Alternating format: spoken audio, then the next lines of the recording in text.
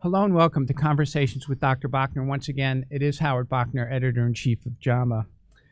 Last Monday, JAMA published 2 research letters, 3 viewpoints, and 2 editorials. In some regards, to summarize where we are with respect to the COVID-19 pandemic. 6 of those articles will be in today's issue of JAMA, in the print issue, and once again on our website live. And I am pleased to be joined by authors of the 3 viewpoints, Lisa Cooper, David Cutler, and Charlie Marmar. But before I begin with the interviews and the introductions, I just wanted to remind people of the other 4 articles that were the basis or also accompanied these 3 viewpoints. There was a research letter by Zeke Emanuel and colleagues entitled COVID-19 and Excess All-Cause Mortality in the U.S. and 18 Comparison Countries, in which the data are overwhelmingly clear that the U.S. has performed less well than virtually every other country in the world with a similar economic base. And we've done poorly at the beginning of the pandemic, the middle of the pandemic, and more recently. Steve Wolf published his second research letter entitled Excess Deaths from COVID-19 and Other Causes, March through July. The most current estimates suggest that by January 1, 2021, the U.S. will have had more than 400,000 excess deaths related to this pandemic. It's quite possible that by the end of this year, that number will approach 500,000 deaths, exceeding the number of dead from World War II. These 2 research letters were accompanied by 2 editorials, one by Harvey Feinberg, former head of the National Academy of Medicine, The Toll of COVID-19, and then one by Phil Fontana Rosa and me entitled Excess Deaths in the Great Pandemic of 2020. Welcome, Charlie, Lisa, and David. David, we'll start with you. David, you're the Otto Eckstein Professor of Applied Economics at Harvard. The title of your viewpoint was The COVID-19 Pandemic and the $16 Trillion Virus. First, can you say something about your co-author, and can you tell us what $16 trillion means?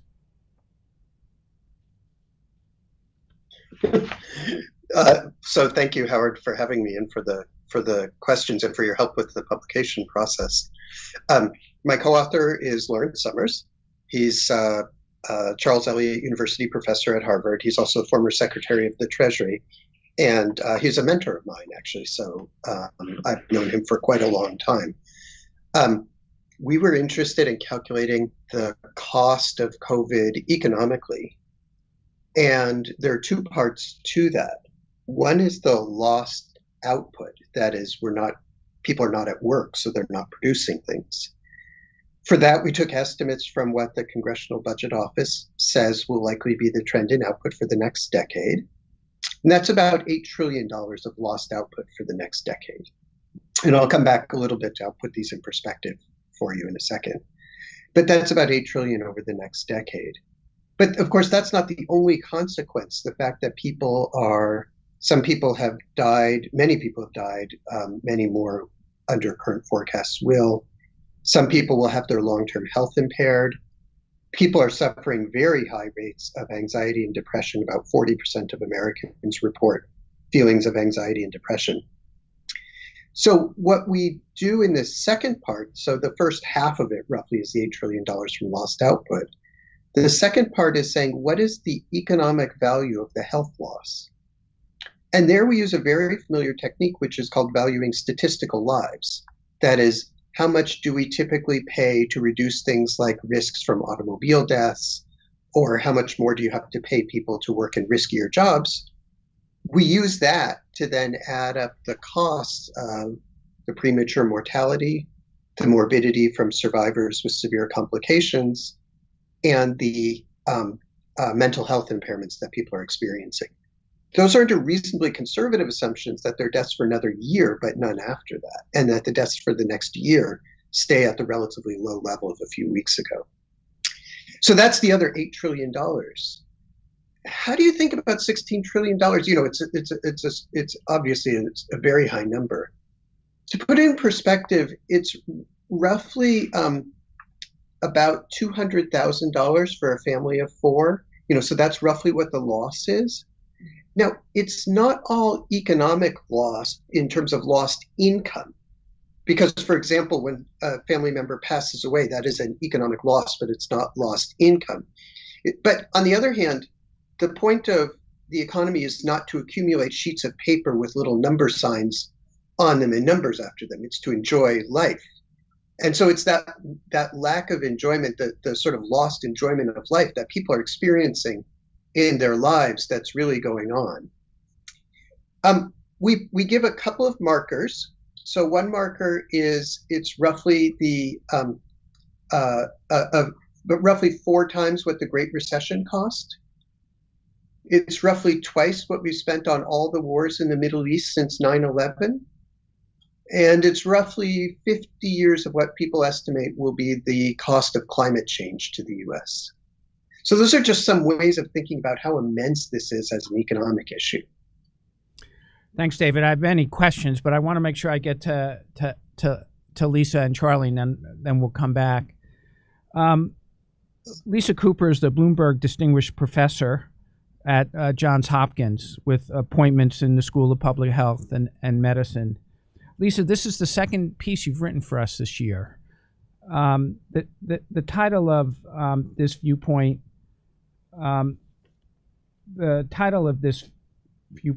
is Excess Deaths from COVID-19, Community Bereavement, and Restorative Justice for Communities of Color. A remarkably painful year for the United States, for the world, and particularly for individuals from Black, Latinx, and indigenous populations in the United States.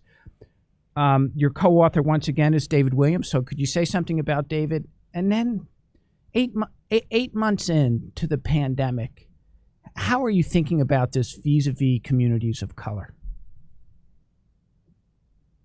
Yeah, thank you for having me, Howard, and for allowing me to contribute to this issue. So first of all, David Williams and I did co-author this, as we did another viewpoint for you earlier this year. And David is the Florence Sprague Norman Professor in the Johns Hopkins Harvard Chan School of Public Health. He is a world-renowned sociologist and public health scholar. And so David and I have been colleagues for many years. So it's been a great collaboration between him, a preeminent social scientist, and me, a clinician and also a public health and social scientist. So it was a difficult piece to write. I'll just be honest with you. It was one of the most painful things I've written this year, and of course over the course of my career. And really, it's because it's so sobering, the fact that our country is going through this, but on top of that, we know that communities of color have borne the burden of excess deaths for centuries. And so one of the things we looked at was the excess deaths that were reported between 1900 and 1999, and it was close to 8 million excess deaths that were predicted in the African American community alone during that time period. And sort of the lack of progress that we've made on this issue, even though the health of the country has improved overall, that people of color continue to die at much higher rates than their white counterparts. And so this pandemic has actually made things even worse. Some of the estimates now are that the death rates from COVID-19 are about 3 times higher in African Americans, Latinos, and indigenous groups across the country. So, the first thing is to basically, I think, to accept that this is going on and acknowledge that it is going on, and it is part of a legacy of sort of social injustice, social and economic injustice that has gone on for a long time in this country. And the pandemic has sort of magnified that. But one way to do that is for us to deal with this is to first acknowledge it and then begin to think about how we can put in place a plan to restore health and wholeness not only to the entire country, but particularly to these communities that have lost so much. So we've seen these excess rates of chronic conditions for a long time that we know are in part due to, behavioral choices, but we also know that those choices in communities of color are limited based on opportunities. So we know people in those communities struggle with inadequate access to safe housing, to a good education that will allow them to become gainfully employed, to basically, environments that are safe from crime and environmental toxins, access to healthy food, that a lot of that has been shaped by our policies and practices that have led to this sort of segregation of people of different racial and ethnic groups into different communities, and then sort of the systematic disinvestment economically in those communities. So we have that. We've seen higher, rates of diabetes, heart disease, asthma. We have people who are already suffering from lack of access to healthcare as well in these communities. And then you add to that this pandemic, and they're overrepresented among frontline workers and therefore are exposed at higher rates, living in more crowded conditions, and unable to protect themselves during this time. So we've seen that, and then when you add to that to all the police violence against these communities that has happened during this time as well, which has had a profound effect on the mental health of African Americans. Lots of data now showing that violence against unarmed people of color actually leads to 4.5 extra mental health days lost in those communities, and that we don't actually see among whites, even though I'm sure everyone is negatively impacted by what's going on, but it's just magnified in communities of color. And so that and then the excess deaths leads to people in those communities losing family members at much younger ages, in producing what we know as community bereavement right now.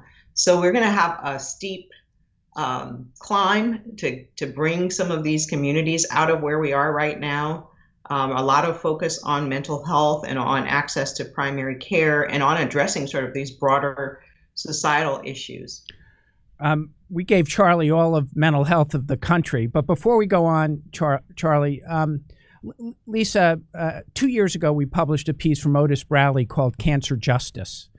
And Otis talked about we need no new technology to collapse the screening rates for Black Americans for colorectal cancer, prostate cancer, and mammography. Certain communities have done it. We haven't done it nationally. But these are three diseases that are usually changed if people are appropriately screened. Do you think it will be different this time? Do you think something is fundamentally different so that in 2022, 2023, 2024, we won't look back and we'll say another lost opportunity or lack of progress? Do you think it will be different this time, Lisa? Well, I certainly hope so. In order to do the kind of work that I do, I think I have to be an optimist. And so to me, I think one thing that feels different this time is just a greater recognition among people outside of these communities of how severe this problem is, and the fact that it's something that impacts not only them, but the whole country, because if you can see now that our economy has been shut down, and kids can't go to school anymore. And a lot of this is because of the inequities we have. Our population and our morbidity and mortality in this country from many diseases that are treatable look like a country that's a developing country. And that's in large part because we don't really invest in our social, our safety net and our social services in this country. And we don't protect the most people who are the most vulnerable in our society. And I think it's really manifested in this COVID pandemic. And now, because so many people have been affected by it, we can see how interconnected we are. And hopefully we won't forget about that when this moment passes. Charles Marmar, Charlie, is a Lucius Littauer professor of psychiatry at NYU. we gave Charlie all of the U.S. mental health to talk about. The title of his viewpoint is Mental Health Disorders Related to COVID-19 Related Deaths. Charlie and his co-authors, Charlie particularly is a world-renowned expert in post-traumatic stress disorder. Charlie, can you say something about your two co-authors and then talk about what you and they have written about with respect to this viewpoint? With pleasure, Howard. But let me just start by thanking, first of all, thank you for welcoming us to this conversation and to the JAMA pieces. And I would say also, perhaps more deeply, Howard, thank you and JAMA for your leadership in conveying accurate and timely information about COVID. We live in an age of profound disinformation. And I think JAMA, perhaps more than any other medical journal internationally, has been an antidote to fake news in this area. It's been profoundly important. So I wanted to just start by thanking you and the journal for that.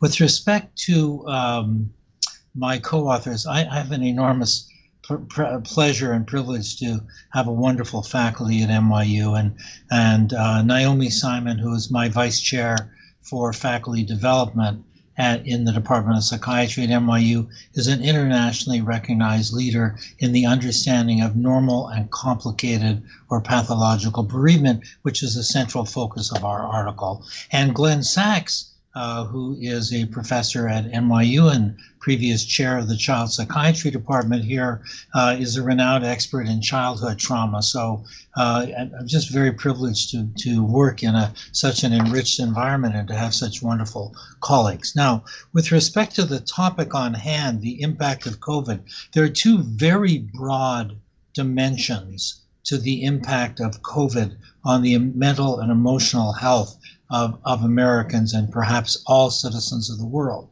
The first is more narrowly defined and was more the subject of our article, which is the large number of deaths which have profoundly impacted American families. So just by rough estimate, the numbers that we understand are at least actually 300,000, as you mentioned, perhaps soon more than 400,000 deaths can be directly or indirectly attributed to COVID. Now, for each, we know from previous research that for each death in a family, given average family network sizes, on average 9 people are profoundly impacted by that loss in terms of their personal grief, mourning, and risk for psychiatric complications. So alone from the 300,000, 400,000 deaths, we have 3 to 4 million Americans who are recently bereft, and that's over a relatively brief period of 6 or 7 months. So it's unprecedented, even compared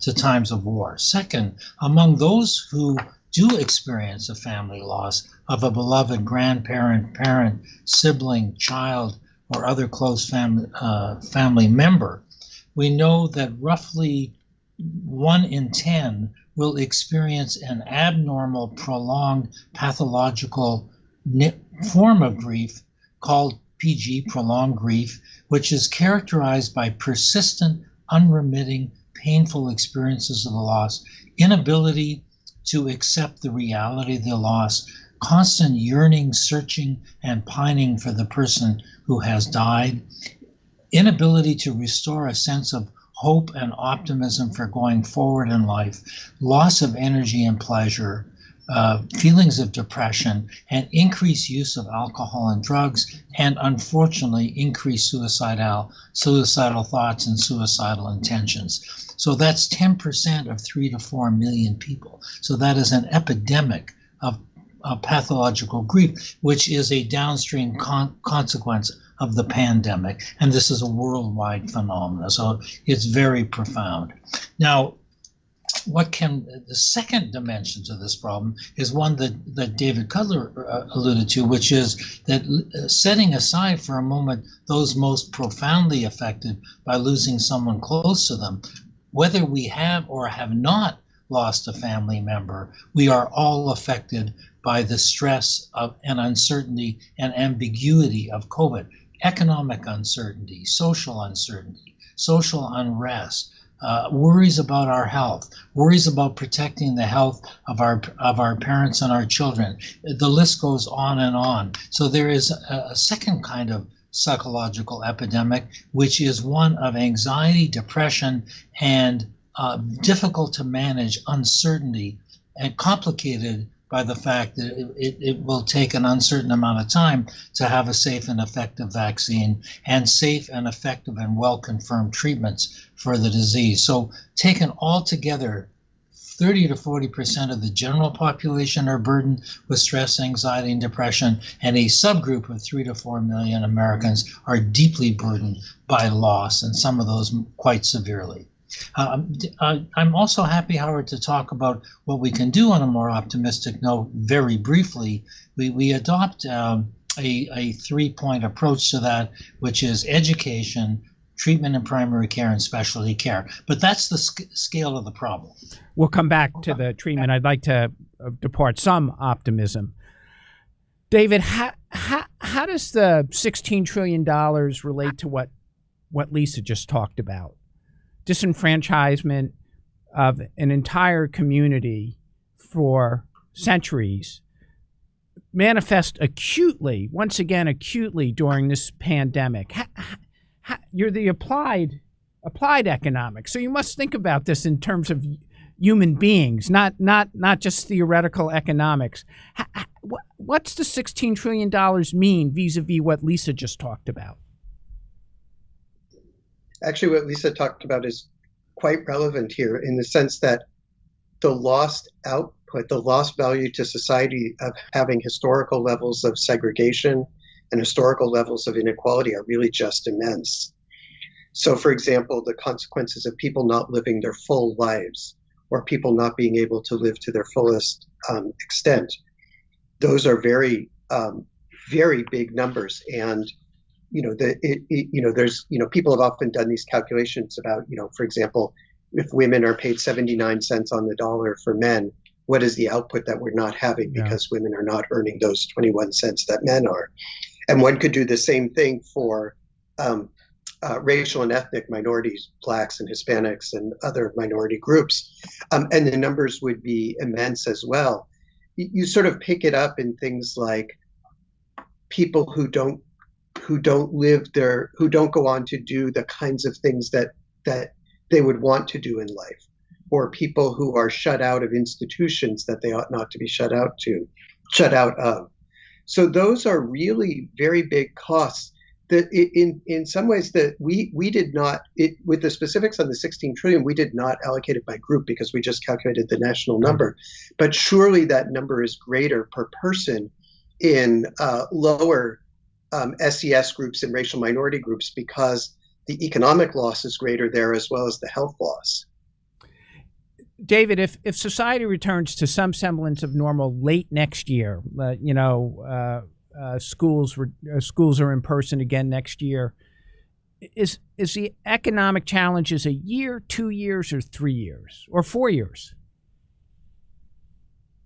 The estimates from the Congressional Budget Office are that for the next decade, we will not reach the level of economic output that we would have absent COVID-19. So that's a very big period of time. It will depend a lot on actions that we take both as a society and as a government. So if we do nothing now, nothing to address the virus, nothing to address the fact that people are still out of work, then things will stop their upward trajectory and go back down and get worse. On the other hand, if we do things to both address the path of the virus, Larry Summers and I call for devoting at least 5% of any new bill passed to testing, so that once you test people, they can isolate and then you can stop the spread of the virus. And in addition to helping support people who it's not safe for them to go to work now and their employers are not having people go to work. Is there someone communicating? There's another voice in the background, so if people could be careful about turning that off. Sorry, David. Go ahead. So if we can support those people, then we can get the economy going better again. The worry is that we will be held up by paralysis, and that will make any recovery be less rapid, and that we won't get the virus under control, and that's going to make everybody be fearful about going back to work. Lisa, when you hear Charlie talk about bereavement, 9 affected people for each death. Yeah. And you already mentioned when you talked that there's emerging data about the mental health within particularly Black communities. I've seen some of the data. Mm-hmm. How do you think about it vis-a-vis Charlie's comments about bereavement, mental health needs, post-traumatic stress disorder?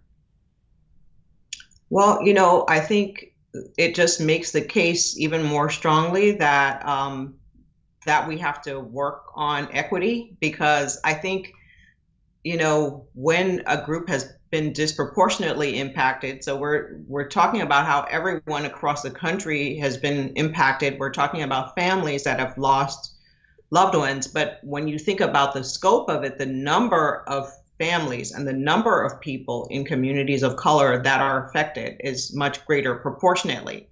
So you're talking about people who, many of them were already probably in a precarious position because of the inequities in our society. So many of them were already sort of living economically on the edge, struggling with getting their basic needs met, making sure they actually had health care and all of that. And now they've sort of been pushed off the ledge. And so it's like, it's even more profound at this point in time. So we're going to need to do some of the restorative things that we're talking about for everyone, but we're really going to need to pay particular attention to those groups that have been hardest hit.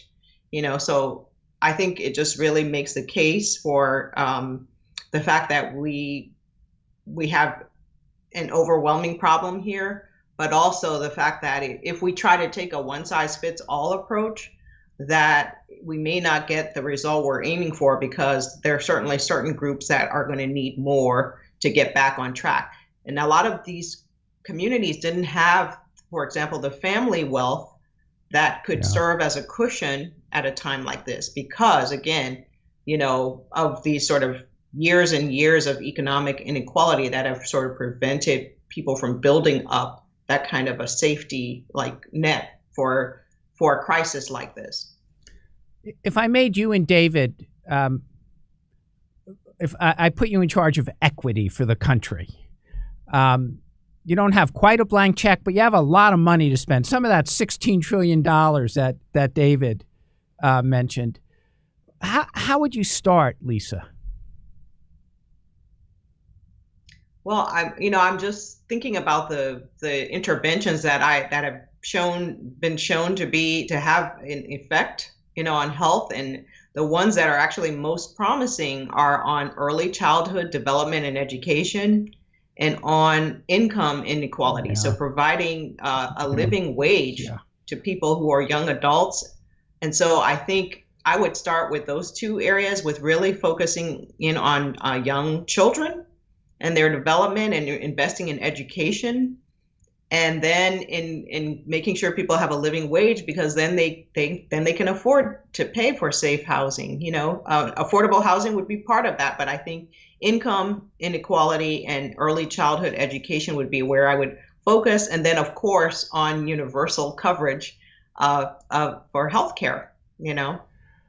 Well, I am a pediatrician, so whenever anyone mentions early education, I'm always very supportive. But this issue about income inequality, it's amazing that we're stuck on discussing a minimum wage of $15 an hour. In many cities, that keeps you below the poverty line, and you can't get housing. I just can't understand why, unlike most other countries, we somehow can't move that, not in everywhere in the country, but in certain areas, to $20 or $25 an hour to give people living wages. I just don't need to see the wealthy get wealthier. That's just not, to me, the future of the country. Charlie, you we're facing a mental health pandemic, and my Lord, no one really knows what's going to happen over the next 6 to 8 to 10 weeks. The number of new cases over the last 2 weeks have been very, very discouraging, back up into the 50, 60, 70,000 range. Deaths have remained below 1,000, but still concerning. How do we prepare for the coming mental health pandemic, or the one that's already here but has not yet surfaced in terms of requests for more more help. What is it that we need to do going into 2021? Wonderful. I think we need to take a three-pronged approach. The first is, and this podcast is a beautiful example of that, we need at the base of the pyramid, we need a broad, honest, open dialogue with the American people and in the international community about what the nature of the problems are, what the risks are, how to recognize when you're managing or not managing the stress, anxiety, and depression related to this ongoing pandemic threat, and where to find resources. So that's the first approach, is education at the deepest level, real, accurate, timely, honest information, which gets to all communities, including the Black and Latinx and Indigenous communities and others. Second level of approach, and it's important to remind our listeners, Howard, because this is largely a medical audience, that the front line for mental health is not psychiatry and medicine. It never has been. It's pediatrics and primary care. 70% of all children, adolescents, and adults with psychiatric difficulties are managed in pediatrics and primary care. So it's very important for our family doctors to have be educated about the nature of normal and pathological grief, normal and traumatic stress, alcohol and drug misuse, and suicidal risk, because that is where the initial safety net is. And then finally, for the subset of people, which is a more of a minority, who maybe had psychiatric vulnerabilities or illnesses pre-COVID and then have had them complicated. Someone who has had a history of bipolar disorder and now has lost a family member, they're at much greater risk, and those usually require tertiary specialized child, adolescent, and adult psychiatric care with a sophisticated psychotherapy, pharmacotherapy, and other approaches. So that's how we think about it. But it's very important to remind our listeners that for the majority of people, the approach is education and family medicine. Those are the front lines to manage the psychiatric crisis. David, so unemployment is way up. I'm assuming that the number of uninsured is going to approach 35 or 40 million at some point unless we do something. State budgets are in shambles. I actually think they'll manage this year because of rainy day funds and some manipulation probably of their budgets. 2021, that will not be true because the rainy day funds will have been spent and they won't be able to keep pushing payments into the future. And because states spend so much on Medicaid, that will become an issue in 2021. 35% of state budgets go to Medicaid. Is there enough money to borrow? Can we borrow enough money, or do economists then get worried that we have too big a deficit? This always drives me a little crazy because sometimes we seem like we can spend an ungodly sum of money, and then other times I hear about deficits and I can't figure it out. At the moment, we can borrow. If you look at the people with money in the world, they're willing to lend it to the U.S. government for essentially no interest. They're looking for a safe place to put the money. So there's no problem at the moment in our fiscal capacity to borrow. Interest rates are and remain very low. At some point, debt has to be paid back. Right. And so a big issue will be, how do we go about doing that? My guess is that what we're going to start to see next year are calls for austerity. Right. We need austerity in Medicare funds, and we need austerity in Medicaid funds, and we need austerity in funds for low-income populations, and so on. And I think partly that will be true worry about how much debt we can afford, and partly that will be depending on who's the president and the makeup of the Congress, an attempt to try and avoid any new spending. I think the reality is that we will do better to spend more now, get the economy going, get people, and control the virus so people can get back to work, and then come back and say, okay, let's think about how we're going to deal with the paying back of it all. Then we would jumping too quickly. So I don't know about, I'm not a MD, but it's a little bit like at sometimes you have to treat the patient with something that's too much for the long term because you have to get them over the short term health impairment. Lisa, I want to give you the final word. It's been a painful search for equity in the United States, in healthcare and in society in general. It's been elusive for centuries. It's just been elusive. Are you optimistic that it will be different this time? I have to be. There are days when I wake up and wonder, whether I've actually lost it, and whether I'm living in a fantasy, by believing this. But I have to believe that. I do think that we're going to have to get creative about this. I think there's a lot of fear circulating among people that somehow, if one group of people gets something, that means the other group is going to suffer more. And I think there's a lot of fear about that. I think everyone's sort of in like defense mode right now. And I think one thing that will help us is to really understand that, we are kind of all in this together, and no one's going to succeed unless we all do, and I think that's the sort of the thinking that needs to shift in our society, away from this sort of us against them and this group against that group, to really thinking about the fact that in order for us to all like succeed and get better, we have to work together. And it may mean that, it's a give and take. It's like as if it was your immediate family, would you basically starve one of your children because, you were afraid that you wouldn't get something to eat? Or would you try to make the best of what you had?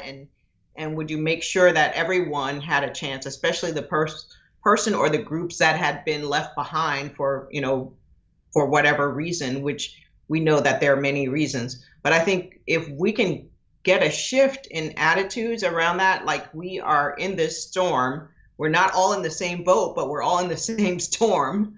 And that it's really going to be, in order for any of us to actually succeed, we all have to sort of succeed. We can't leave anyone out of this. This is Howard Bachner, editor-in-chief of JAMA. It's been Conversations with Dr. Bachner. I have been talking with three remarkably distinguished scholars. David Cutler and Larry Summers have written a viewpoint entitled The COVID-19 Pandemic and the $16 Trillion Virus. Naomi Simon, Glenn Sachs, and Charles Marmar have written a viewpoint entitled Mental Health Disorders Related COVID-19 Related Deaths. Lisa Cooper and David Williams have written a viewpoint, Excess Deaths from COVID-19 Community Bereavement and Restorative Justice for Communities of Color. And I really want to acknowledge Harvey Feinberg, former president of the National Academy of Medicine, who's written an editorial that has summarized the toll of the COVID-19 pandemic. He's talked about the two research letters that I mentioned earlier, as well as these three viewpoints. Charlie, David, Lisa, thank you so much for joining me today, and please stay healthy. Thanks so much. Thank you. Thank you so much.